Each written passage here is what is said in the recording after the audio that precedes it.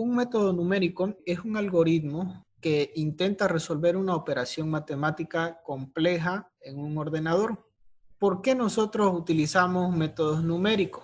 Una de las causas puede ser que el problema es muy complejo, no se puede encontrar una solución analítica en la práctica. Otra causa puede ser que el problema no tiene solución analítica conocida, pero nosotros lo podemos resolver de forma numérica.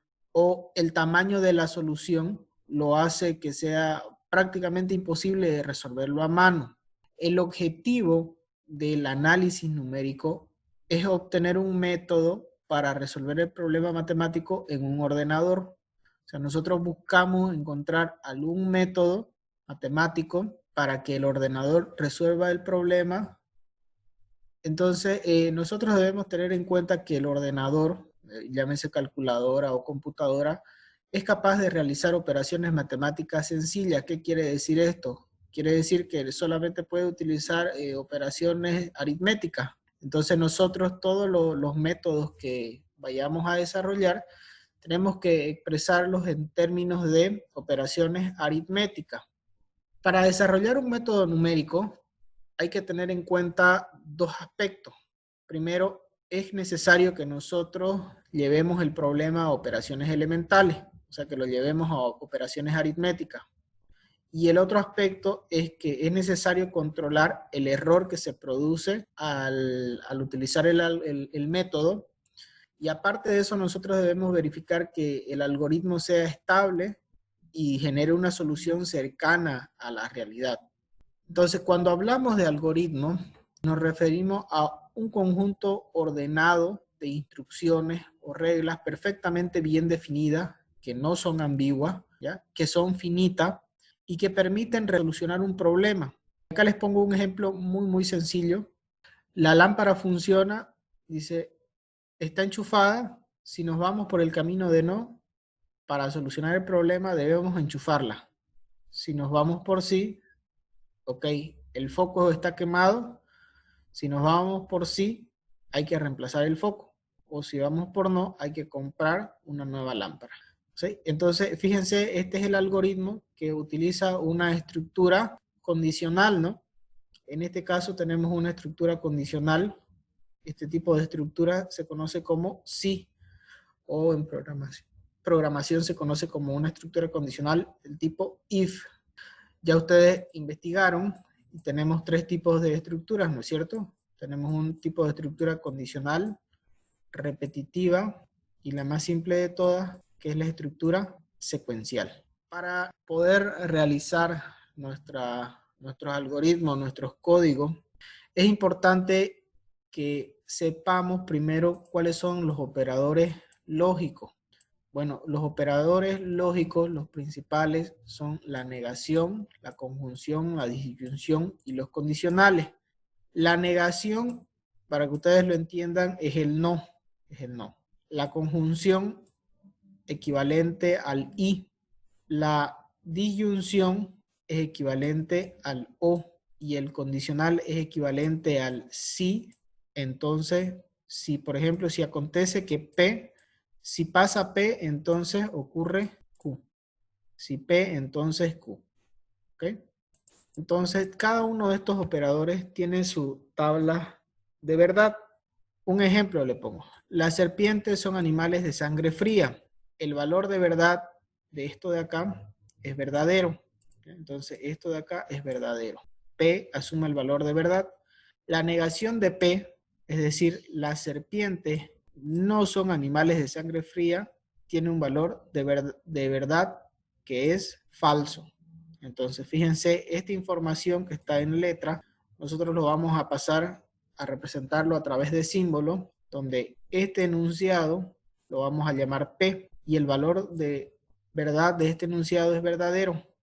La negación de P, que se simboliza de este modo, la negación de P, en algunos libros de textos también la pueden encontrar así, ¿eh? Negación de P. Entonces, la negación de P, en este caso, es falso. Entonces, si P asumiera el valor de verdad falso, la negación es verdadero. Entonces, fíjense que simplemente es dar la contra, ¿no? verdadero, falso, falso, verdadero. Ya, eso sería para el caso de la negación. En el caso de la conjunción, yo voy a tener dos proposiciones, una P y otra que es Q. Vamos a ver qué puede pasar con P. Puede primero ser verdadera, verdadera, falso y falso. Vamos a ver qué sucede con Q. Entonces voy a alternar. Voy a tener verdadero, verdadero, falso. Aquí yo tengo la primera parte. Esto se conoce como tabla de verdad. La primera parte de esta tabla de verdad. ¿Qué dice la regla? Dice, basta que una proposición sea falsa para que la conjunción sea falsa. Recordemos que la conjunción es y, entonces puede entenderse como si fuera un y. O sea, si voy a tener P y Q. Si una es falsa, vamos a analizar en esta parte. Si una es falsa, ya todo lo demás es falso. Entonces aquí está falso, la respuesta es falso. Aquí tengo un falso, la respuesta es falso. Aquí tengo un falso, aquí tengo falso. Entonces, así construyo la tabla de verdad para la conjunción. La disyunción es el equivalente al O sea, este símbolo es equivalente a O. Yo voy a tener P o Q. Entonces, lo mismo, hago el valor de verdad de P, puede ser verdadero, verdadero, falso, falso, y en el caso de Q voy a tener intercalado verdadero, falso, verdadero, falso. Ahora en el siguiente paso hago P o Q. Entonces, basta que una sea verdadera para que la disyunción sea verdadera. Entonces, que una sea verdadera, listo. Verdadera, verdadera, verdadera. Entonces, aquí ya es falso porque no tengo ni una verdadera. Entonces, de ese modo tengo la tabla de verdad de la disyunción. Vámonos con el condicional. Lo mismo. P ya sabemos sus valores de verdad. De Q sabemos sus valores de verdad. Ahora lo que nos queda por hacer es saber la regla. Cuando el antecedente P es verdadero y el consecuente Q es falso, entonces esto se llama el antecedente y este es el consecuente. Si el antecedente es verdadero y el consecuente es falso, el condicional es falso. Si yo tengo verdadero y falso, voy a tener falso. Es la única que tengo acá. Después todas las demás son verdad, verdad y verdad. Vamos a ir con otro concepto que es el de recursión, que ya lo hemos hablado. Nosotros para obtener la solución de un método numérico utilizamos bastante este concepto, que consiste en que vamos repitiendo una y otra vez. Y esto lo hacemos para acercarnos hasta la solución. Y para que me entiendan, aquí vamos de nuevo, ¿sí? Repetimos, repetimos y repetimos. Eso es iterar. Ya, entonces, esa iteración, ya traducida a lo que nosotros vamos a emplear, que es los métodos numéricos, métodos iterativos, nosotros vamos a encontrar una fórmula iterativa de la cual de un valor anterior nosotros la introducimos en nuestra expresión y llegamos a un valor que está mejorado. Ahora, ese valor mejorado lo traemos nuevamente como un valor anterior y con ese valor anterior volvemos a ingresar en la fórmula para tener un valor mejorado y nuevamente repetimos ese proceso. ¿Ya? Entonces, nosotros siempre vamos a estar trabajando con un valor anterior que en la mayoría de los casos nosotros lo vamos a representar como i-1 y el valor mejorado en este caso va a ser xi y aquí va a haber una expresión matemática que nos va a permitir desde un xi-1 pasar a un xi. Bien, entonces eso es importante que ustedes lo entiendan. Ahora, vamos a definir el enésimo. ¿Ya? Enésimo aplícase al número indeterminado de veces que se repite una cosa. Cuando nosotros decimos el enésimo término, nos estamos refiriendo a un número indeterminado de veces que puede pasar algo. Vamos a tener un A sub 1. Luego A sub 2 va a ser igual a un A sub 1 más D. A sub 3 va a ser A sub 2 más D. A sub 4 va a ser A sub 3 más D. Espero que ya hayan encontrado la fórmula que A sub n más 1, o sea, el término siguiente es igual al anterior más D. Un ejemplo, Si nosotros tomamos como A sub 1 igual a 1 y tomamos que D valga 2 y vamos a calcular A sub 6, entonces fíjense lo que voy a hacer. A sub 1, esto es igual a 1. Para calcular A sub 2, lo que hago es coloco 1 y le sumo D, que en este caso es 2, entonces voy a tener 1 más 2, esto me da 3. Para el siguiente, tomo este valor de 3 y a ese valor de 3 le sumo D. Entonces 3 más 2, 5. Para el que sigue, sumo 2, 7. Para el que sigue, sumo 2, 9. Para el que sigue, 11. Entonces, como me dijeron que llegue hasta A sub 6, entonces en este caso A sub 6 vale 11. ¿Bien? Bastante simple, ¿eh? Bastante sencillo de hacer el enésimo. ¿Ya? Cuando trabajemos con los subíndices, es el cambio de la variable recursiva. Dada la siguiente ley recursiva, esto es una ley recursiva, en la que nosotros tenemos A sub n más 1 es igual a A sub n más d. Es la misma que hicimos en el caso anterior. Vamos a obtener una expresión para el enésimo término. ¿Qué quiere decir? Que yo voy a tener una expresión en la que aquí solamente aparezca n, aquí en la parte de abajo. Que no aparezca n más 1, sino que aparezca n. Pero ¿cómo lo voy a hacer para tener el enésimo? Entonces, eso es lo que les voy a explicar, fíjense. Miren, yo voy a hacer un cambio de variable. A este n más 1 lo voy a llamar con otra letra. En este caso le estoy poniendo la letra i. Entonces, i va a ser igual a n más 1. Lo que sigue es que yo voy a despejar la letra n. Entonces, este más 1 se convierte en i menos 1, ¿no es cierto? Entonces me queda n es igual a i menos 1. Por tanto, cuando yo haga la sustitución, ¿qué voy a tener? En vez de colocar n más 1, ahora coloco que vale i. Entonces, fíjense, me quedó a sub i. Ahora, el igual se mantiene exactamente igual. Ahora, aquí, el a se mantiene igual. Pero ahora lo que cambia es el subíndice. Entonces, en vez de colocarle n, le voy a colocar i menos 1. Entonces voy a tener i menos 1. Y d lo dejo intacto, no le pasó nada. Entonces quiero que se den cuenta que en este caso yo estoy utilizando la variable recursiva, es i, y aquí también es i. La diferencia es que ahora ya tengo el enésimo de i y acá tengo el anterior valor. Esta fórmula es exactamente la misma que esta fórmula. Son iguales. Entonces son iguales estas dos fórmulas. Lo único que acá yo estoy obteniendo el enésimo y acá tengo el enésimo más 1. Miren. A subíndice n más 1 igual a sub n más d. Entonces, aquí en esta parte de la izquierda de la igualdad tiene que quedar simplemente esto, n, o otra variable que podría ser i, por ejemplo. Las más frecuentemente usadas para utilizar recursividad es la variable i y la variable j, pero también se puede utilizar la variable s o la variable t, no pasa nada. Bien, dada esa expresión, yo me fijo que aquí en el subíndice tengo la variable n más 1. Entonces, a esta variable n más 1 le voy a asignar un cambio de variable. ¿Qué cambio de variable voy a hacer? Yo elijo esta variable. Yo le puse ese nombre y le dije que es igual a n más 1. En el siguiente paso lo que voy a hacer es despejar la variable n. O sea, yo tengo aquí la variable n, ¿no es cierto? Entonces la despejo la variable n. Entonces fíjense cómo me quedó, i menos 1 me quedó. Entonces ya no es más, porque ya después de que yo hice eso, ya puedo ahora sustituir. Entonces fíjense, esta expresión se va a transformar en a. Y ahora, ¿cuánto cuesta n más 1? N más 1 se llama i. Y eso va a ser igual a sub n. Bueno, ¿cuánto vale n? Vale i menos 1. Entonces ya está, i menos 1.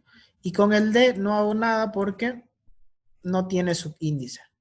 Entonces, esta expresión que está acá ya está expresada en términos del enésimo término. Y valga la redundancia. ¿Por qué? Porque esta expresión que yo tengo en esta parte, ya únicamente yo tengo la variable i. Bien que pude haber escrito a sub n es igual a a n menos 1 más d. Y esa sigue siendo la misma ley de recursividad. Sigue siendo la misma. En este caso yo lo que hice fue cambiar la variable i por la variable n. Sigue siendo lo mismo.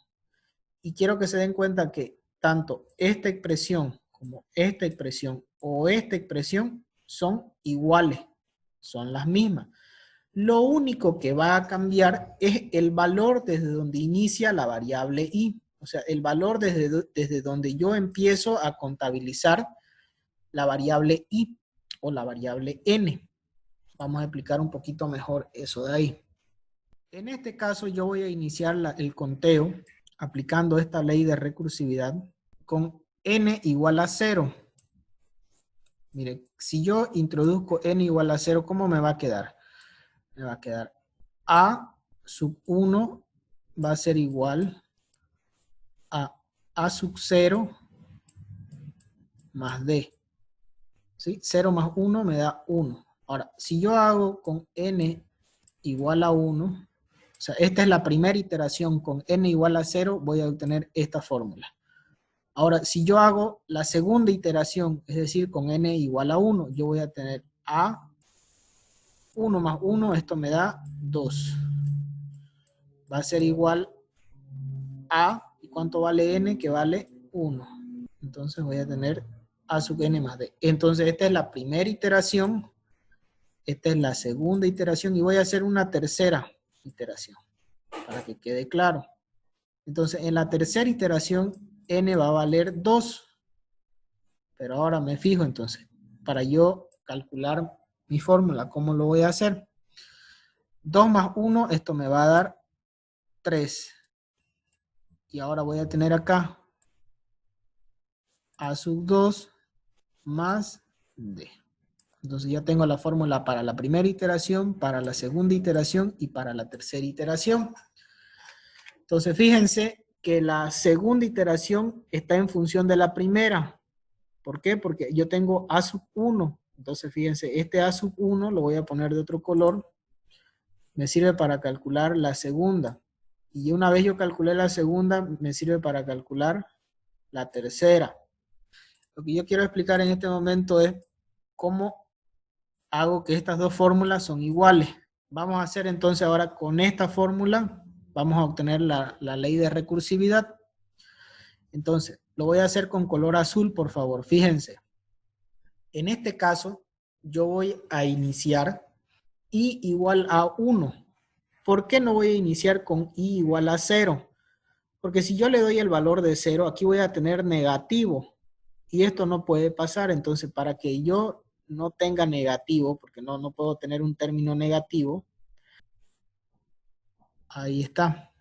Entonces, aquí me va a quedar a sub 1 es igual a 1 menos 1 me va a dar a sub 0 más d. Entonces ya tengo la primera iteración. Vamos a hacer la segunda. La segunda iteración iba a ser igual a 2. Entonces yo voy a tener a sub 2 es igual a, y ahora le resto 2 menos 1, esto me va a dar 1 más d. Y voy a hacer una tercera iteración para que quede bastante claro. Y ahora va a ser igual a 3. ¿Cómo voy a quedar? Sustituyo a sub 3 es igual, tengo que restarle 3, ahora menos 1 vale 2. Se me va a quedar a sub 2 más d. Entonces ya tengo la fórmula para calcular la primera iteración, la segunda iteración y la tercera iteración. Entonces quiero que se fijen ustedes que esta fórmula es exactamente igual a esta fórmula. Lo voy a poner de otro color. Esta fórmula es exactamente igual a esta fórmula. Y voy a poner de otro color. Esta fórmula es exactamente igual a esta fórmula. ¿Sí? ¿Qué fue lo que cambió? Lo que cambió fue la variable, voy a poner, subrayarlo, esto de acá. Desde donde yo inicié la recursividad. Con esta fórmula yo tengo que iniciar la recursividad en n igual a 0. Mientras que con esta fórmula yo tengo que iniciar la recursividad con i igual a 1. Entonces, fíjense, son exactamente las mismas fórmulas, ¿ya? Lo único que cambia es desde dónde yo voy a iniciar la recursividad. Eso es importante porque cuando vamos a llegar a los métodos numéricos, algunos de ustedes van a optar por utilizar esta fórmula o utilizar esta otra fórmula, en fin, van a encontrar, y muchos se confunden, piensan que son diferentes fórmulas, que son diferentes ecuaciones, y no, son las mismas. Lo único que cambia es desde dónde se inicia la variable de recursividad. Este símbolo, esto lo que está diciendo es que ustedes van a multiplicar 1 por 2, por 3, por 4. Si ustedes tienen 5 factorial, lo que les está diciendo es que van a tener 1 por 2, por 3, por 4, por 5. Si tienen 3 factorial, espero que le estén agarrando la lógica, 1 por 2, por 3. ¿Sí? Y hay un caso especial que el factorial de 0 se define 1. Y el factorial de 1 también es igual a 1. Entonces fíjense que 5 factorial se puede expresar como 4 factorial multiplicado por 5. ¿Sí o no? 1 por 2 por 3 por 4, se dan cuenta es 4 factorial multiplicado por 5. Entonces, en términos generales, esto es muy importante que lo sepan, n factorial se puede expresar como n menos 1 factorial multiplicado por n. ¿Sí? Entonces, muchas gracias, que tengan un excelente día. Hasta luego.